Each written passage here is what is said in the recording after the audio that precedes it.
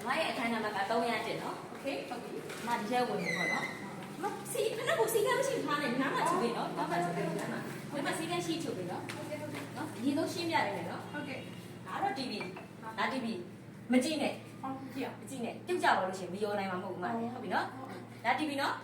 ဟုတ်ပြီနော်ဒါဝိတိပါချိတ်ဖို့ဒါကြည့်အမရဲ့ဝိတိပါအမမတက်ဒီလာပြီး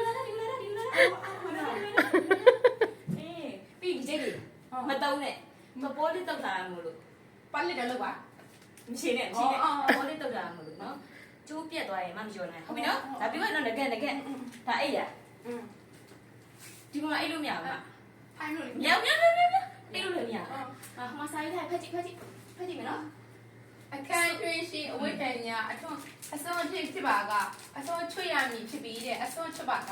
အစွန်းချွတ်ကပေးရမည်တဲ့နော်မနားနေပြီနော်အဲ့တော့အမခေါင်းလေးယူမယ်ဒီအစိုးပြပါဆိုလို့ဒီအောက်မှာအိမ်မယ်နော်ဟုတ်ပြီနော်ရှင်းပြပြီးပြီနော်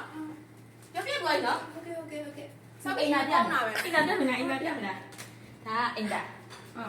ဒါဘူလားပေါက်လို့ရမတုံးနဲ့အောင်တော့မတုံးနဲ့ဘာလို့ဆိုရင်းပိုင်းဆိုရင်ကျမတို့ဝင်နေတက်ရှင်းမလုပ်နိုင်အားနေကျမတို့တဲ့ပါဖြတ်ဖုန်းပြပါကြည့်ရနော်မအားဘူးနော်ဒါပေးစင်မတုံးနဲ့ဥပမာကိုအိမ်မှာဝတ်တရှူပါလားဝတ်တရှူပါမပိုင်အောင်မစင်းဝင်လိုက်နော်အခုကျမတို့ဝင်တိုင်းနေမအားဘူးလေဟုတ်တယ်မလားနော်ရပြီနော်မငါသိချင်သေးတယ်အော်ဒါမီနူပြောဖို့မေးရမီနူ9နိုင်လို့ဒီပဲရမယ်နော်မရအားရပါမဆက်နဲ့နော်အားဘူးနော်စေးစီဒီကလည်းတိုက်တယ်မဟုတ်လားတခါလေးပါလုံးလုံးနဲ့မပိတ်နဲ့နော်ဟုတ်ကဲ့ပြတ်စားပါမှာဆိုရောနိုင်ပါလေဟုတ်ဟုတ်ကဲ့ဟုတ်ရမယ်နော်ဟုတ်ကဲ့ကျေးဇူးပါဟုတ်ကဲ့